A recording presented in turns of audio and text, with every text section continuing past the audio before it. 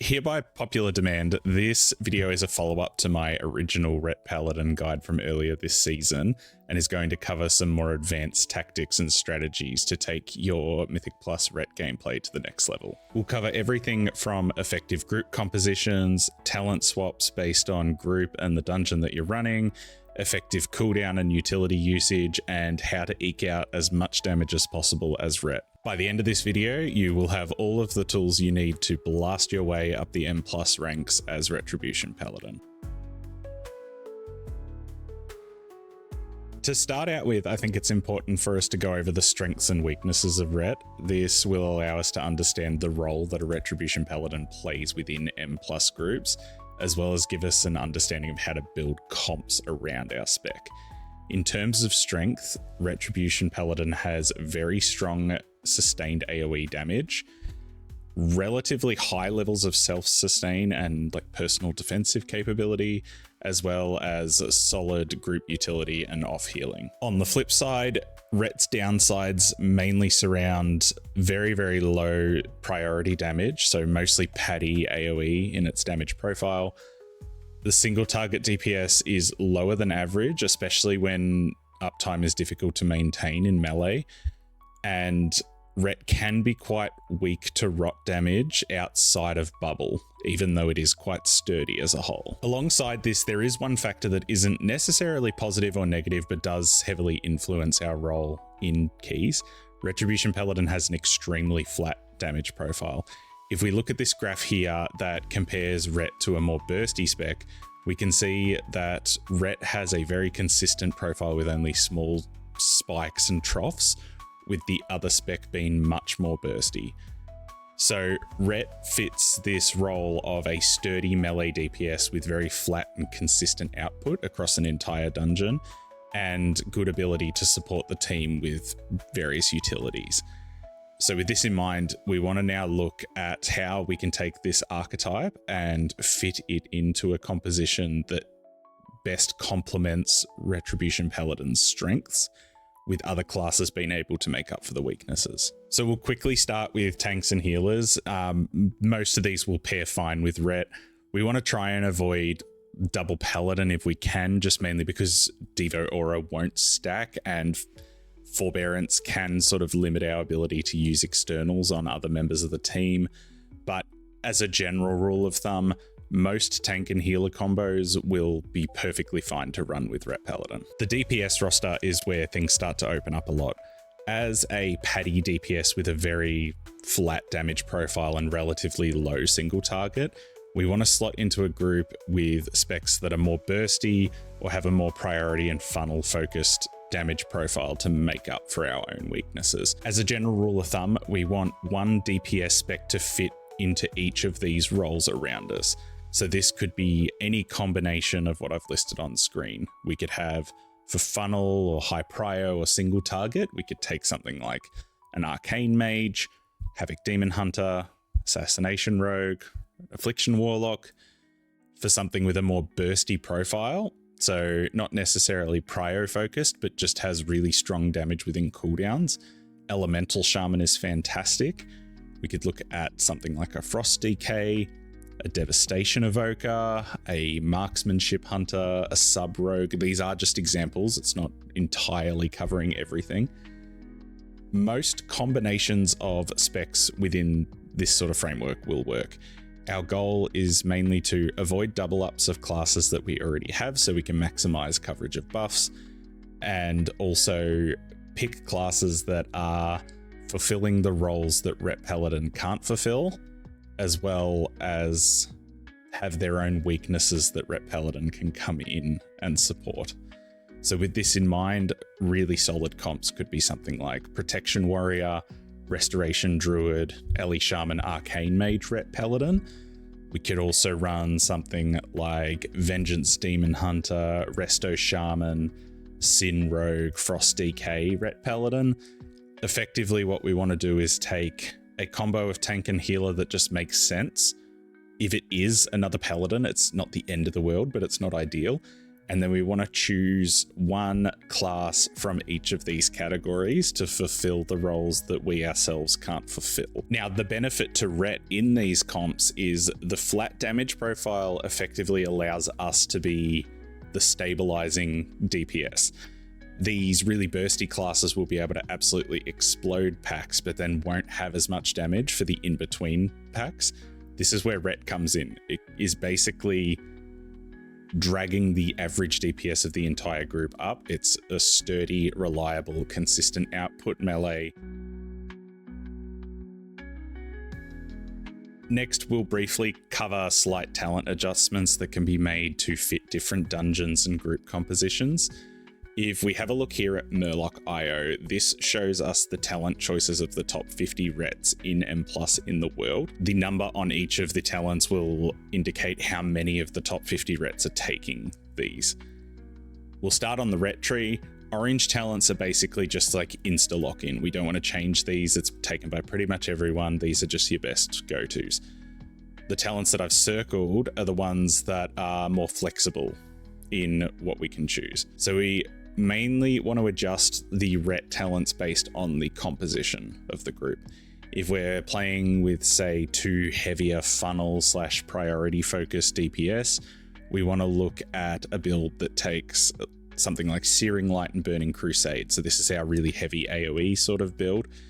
If our group needs a little bit more priority damage, we can look at pivoting into Divine Arbiter is a solid choice. If we're really desperate for single target prio damage, say we're playing with like a LE Shaman and a BM Hunter or something, we can also take Execution Sentence, Executioner's Will, and Divine Arbiter. This will drop our AoE damage quite substantially, but will give us a fairly significant boost in single target and priority damage. On top of this, if you want to do insane damage all the time, you can also check out the channel memberships starting as low as $1, which gives access to my premium Discord. As you can see, all of the Chad Rets use this. They all clicked the join button in the description, and they all looked at the link for the Discord in the pinned comment. For the Paladin tree, we mainly have dungeon-specific talent nodes. There's very little that you would change here based on damage. Cleanse Toxins is the talent that we'd want to take for dungeons with poisons, so this is primarily Arakara. I also generally will recommend taking Improved Blessing of Protection as a baseline. This basically it gives us a 1-minute sack. I think this is just sort of universally useful, even though it's not actually taken by every single Ret at the moment. Fist of Justice is great, but it can be dropped in dungeons where you're not going to be using Hammer of Justice very frequently. So places like Streets and Dawnbreaker are good sort of examples of this. Punishment here is a good pick if you're not going to need that talent point for anything else. It's effectively just a tiny little DPS bump whenever we interrupt something. I won't go too in depth here, like talent changes dungeon to dungeon or comp to comp could be like an entire video on its own, but I'll link the Murloc.io webpage in the description below. It's a really useful resource for seeing what the top Rets are running talent wise, and then effectively you can then see which talents are like your flex points, and then you can adjust those sort of dungeon to dungeon as you need. So let's talk a little bit about cooldown usage. I won't go into the rotation because that's more of a sort of baseline thing. I think cooldown management though is something that definitely needs to be looked at for more high-end play. As a general rule of thumb for Retribution Paladin, Wake of Ashes and Final Reckoning or X Sentence should be used as often as possible. There's sort of two reasons for this. Firstly, as I mentioned above, Ret fits the role of like a consistent DPS machine. While we can feel compelled to hold Wake of Ashes when a pack is at like 10% health, our job isn't necessarily to save all our cooldowns to nuke the next pack. That's what the other DPS are there for. We are there to just output consistent damage that remains really stable throughout the entire dungeon. But this isn't actually the main reason. With Wake of Ashes being a 30-second cooldown, we're actually really heavily punished for not using it basically as soon as it's available. Since it's a really short cooldown, it basically means that any second that we're not using it is dropping our DPS dramatically. So if we look at this example, let's say that across a 30-minute dungeon, we'd have 50 chances to use Wake of Ashes when factoring in like mandatory downtime and running between packs and that sort of stuff. Let's also just hypothetically pretend that a 100% effective Wake of Ashes does 100 million damage. So this is where we've gotten the entirety of the cooldown used on a pack. Let's look at, say, situation 1, where we're able to send Wake of Ashes all 50 times. We'll have 40 of them doing 100% damage, and then we'll have 10 of them doing, say, 75% damage since we sent it at like the end of a pull or when we had like some forced downtime in the middle. In this situation, Wake of Ashes will account for 4.75 billion damage. Now, let's look at situation 2. In this hypothetical situation, we're going to say that all of the Wake of Ashes that we use are 100% effective. However, we're going to say that we only used it 45 times because we decided to hold it for the end of some packs. So we got maximum use out of each cooldown itself, but we didn't use it as frequently. Now, in this situation, with our hypothetical numbers, this totals to only 4.5 billion damage. Now, these numbers are just sort of plucked out of thin air, but they are sort of designed to illustrate the point for me. Holding Wake of Ashes not only doesn't suit our role within a key as like the consistent DPS machine, it also just loses us overall damage output across a key. The only time I would say you can realistically hold Wake of Ashes is if a pack is quite literally going to die like within the next 3 seconds. Any longer than that, if you have time to be able to wake, get your Hammer of Light out, and then get your next Hammer of Light out, you basically need to send it, even though it feels really bad not getting the entire use out of it. In higher end play, utility usage is the thing that sort of separates like a good ret from a great ret. I already made a video discussing the specific utility usages in the dungeons for this season's pool. I'll link it below for anyone who's interested. However, I think for things like Cleanse Toxins and Blessing of Protection, I would generally recommend you using a weak aura like this one that I've popped on screen. This will highlight party frames with different colors depending on what type of dispellable debuff they have. I think this is generally a better way to learn instead of rote learning like every ability that you need to look out for. Now, obviously on top of this won't work going into midnight, but for now I think it's the best way for us to be alerted about any abilities that you can manage as ret. Now, specifically, Blessing of Freedom and Blessing of Protection are going to have some really good niche uses for each dungeon. Generally, Blessing of Freedom is going to be really good for any debuff that also has a slow tied to it, because you can remove the slow but also the damage that's tied to it. And then Blessing of Protection is basically a really good way to remove bleeds and can cheese the odd mechanic here and there, like the mailroom soak is the main one that jumps to mind. Aside from this though, the main thing I wanted to touch on is Blessing of Sacrifice. As I mentioned earlier, I generally recommend taking the 1 minute sack talent as baseline. We can quite often use this ability to save an ally from heavy burst damage, or when it comes to bubble sack, borderline mitigate a huge AoE on both ourselves and an ally. What I want us to look out for here is this. If an ally is taking heavy single target damage, like for example, like the debuff placed on them by the mini bosses in Dawnbreaker, sack that person on cooldown. You don't need a personal defensive yourself when you're doing this because it's only one person taking the damage and you're not taking it as well. We can be sort of very liberal with our use of sack in this way. It's generally never a bad thing to be doing this, and it can save someone. The thing here is that when there's really heavy rot damage going out on one person, a lot of healers aren't great, not the players, but just the specs themselves aren't great at single target triaging. So what this can do is help sort of spread the damage across the person and yourself and allow the healer to keep you both alive. Now, in situations where the whole group is taking really heavy AoE, if the healer doesn't have a big CD up, we want to use sack on the squishiest ally, but only if we ourselves have a personal defensive to go with it. Since it's heavy group damage, we will be taking damage ourselves as well as whatever's reflected from Blessing of Sacrifice. So in this situation, we can either bubble sack someone, which is like definitely the best use, or if you don't have bubble, then using Divine Protection and Shield of Vengeance at the same time with sack can also work. Generally speaking though, we want to be using Blessing of Sacrifice more often than not, unless there is something coming up damage-wise that you know you'll need to be saving it for. Throwing it out on allies as they receive debuffs or single target damaging events is just never a bad thing. It's also really worth noting that it can be excellent for saving the tank as well. So do remember that you can sack the tank if they're in a bit of trouble. However, this is one of the situations where you may want to have some heals or personal defensives ready, even if it is just them taking damage. I have got myself killed a few times by sacking the tank and then basically just taking my entire health bar of damage in like 3 seconds.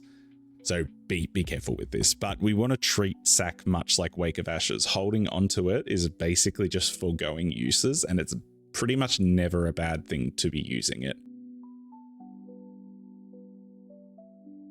Now, as I mentioned before, Ret is quite sturdy, but as we get into higher levels of Mythic Plus, it is important to note how we want to prioritize our defensive cooldowns, as not all of them are made equal. To break this down a bit, I'm going to go over a bit of a sort of priority system, which should help and give us an understanding of which ability to use and when. Shield of Vengeance is our weakest defensive cooldown. This will mitigate a small amount of damage, but it definitely won't save us from anything massive. The thing with this though is that since Shield of Vengeance also has a damage component tied to it, so when it either expires or the shield is broken, it will do damage based on the amount of the shield that was taken away. This is sort of best treated like a first line of defense for something that isn't going to directly kill us, but we do want to take as much of that damage as possible. So it's great for situations where there's like minor rot damage that's not necessarily going to kill you, or the best use, I think, is if a caster is getting a stray bolt and it's coming onto you. That's probably the ideal use. The Shield of Vengeance will absorb most of the damage. The bolt will almost always completely pop the shield, and then the shield will explode and do the most damage that it can. So it's a bit of a win-win. Next up, Divine Protection. This is just a straight DR. It's nothing massive, but we should be using it at times when there's some moderate to heavy damage coming up. So Divine Protection is much better against rot damage, because the more damage that you take is the more damage that you mitigate when it comes to DR abilities. So this is much better used if you've got something that's going to be ticking you down over the next, say, 5 to 6 seconds. For both this and Shield of Vengeance, we want to be pretty liberal with the usage because it's a short cooldown. We want to be using these pretty frequently. Even if something's not going to kill us, it will just ease the pressure on the healer. Now, Divine Shield, I probably don't even need to talk about this. Bubble is our massive CD. It's basically just full immunity for 8 seconds against everything. In general, I would say you want to use this if there's something coming out that's pretty likely to kill you, especially if it involves like a dangerous dot or some sort of spell ability on you as well, because it will immune every debuff or negative spell effect at the same time. Next, Blessing of Protection. This is a bit of a weird one. It is extremely strong, but it's only really strong in specific situations. In general, I think the two best ways to use Blessing of Protection at a higher level is to get rid of any chunky bleeds that are applied to us. This also goes for allies as well. So if there's any big bleeds, like say a double stack of like the lynxes in streets or the impale from the knights in Priory, if one of the harpoons goes off in Floodgate, these are good uses of BOP. Otherwise, you can also use it if you've accidentally ripped Threat on pull. or if there's abilities that are going to do incidental physical damage to you. So if we think Floodgate in like the Loaderbot pull, you can use Blessing of Protection and then keep doing DPS while the Loaderbots are spinning. Last up, I think Word of Glory is worth touching on. We can sort of treat Word of Glory much the same as a Death Knight treats its Death Strikes. Some fights have really heavy rot damage, and a few Word of Glories can help minimize the impact of that damage here. So the main one that jumps to mind is like Swamp Face in Floodgate. It's pretty common for your healer at a high level to have some AoE phases where they don't have much in the way of healing CDs. And this is a good opportunity for us to be using Word of Glories on ourselves. One thing to note though is that using lots of WOGs comes at the expense of quite a lot of damage. So you do want to be allowing your healer to be doing the bulk of the healing to you. However, using this pretty much as I don't think the healer can heal me enough to keep me alive. You definitely don't want to be wogging yourself every time you lose some health. As long as the healer can do it, you should let them. However, if the healer's going to need some help on top of their heals, then that's when the wogs will start to come in. Just be mindful that doing it too often comes at the expense of quite a lot of your damage. The last point to touch on for high-end Ret gameplay is DPS uptime. As a general rule of thumb, high-end Rets aren't really doing anything too fancy in terms of their rotational order and things like that. They're basically following the same priority system that I outlined in my first guide and which most Ret guides have already covered. The main difference here though is their APM and uptime. Ret's damage is dictated less by which buttons you're pressing and more by how many times you can press them. This means that you want to try and aim for, I guess, what you would call total rotational fluency, getting everything to the point where your DPS rotation decisions are not being thought about too much, and you can focus a lot more on being up in melee range and avoiding mechanics as much as possible. Ret Paladin as a whole is quite high APM, actions per minute. To play it optimally, we basically need to be in the thick of it, pressing our DPS buttons as fast as our GCDs will allow it. Outside of like not greeting Wake of Ashes, like I talked about earlier, there's nothing really too special from a rotational point of view. Ret truly is just a zug melee spec. However, where a lot of Ret Paladins will fall down is because it's a melee spec, there's always a lot going on in melee. So a lot of people will sort of sit there and go like, oh, I'm doing my rotation appropriately, but like I'm not getting the damage output that I want. And a lot of the time, if they look at their logs, it'll be because they have gaps between their globals, like small fractions of a second where they're not pressing a button because they haven't positioned themselves in an appropriate way, or they've had to stop and think about the next button that they press. Basically, what I say here is you want to play the spec to the point where it becomes automatic, and then you just want to be in the middle of things, smashing your buttons as fast as you possibly can while you're avoiding mechanics. Ret's DPS rotation is as simple as that. What's going to differentiate people at higher ends of play is all of the stuff that I mentioned earlier. The utility, making sure we understand our role within a comp, not greeting cooldowns to try and maximize damage, and effectively using the spec in the way that it's designed to be used within these comps. We want to be the stable, consistent, sturdy DPS that has lots of utility that can help support other members of the group. If you have any extra questions about Ret Paladin that you think I didn't cover, you can pop them down in the comments below or check out my premium Discord. Otherwise, thanks for hanging out. I hope you found this video helpful, and until next time, gamers, take care.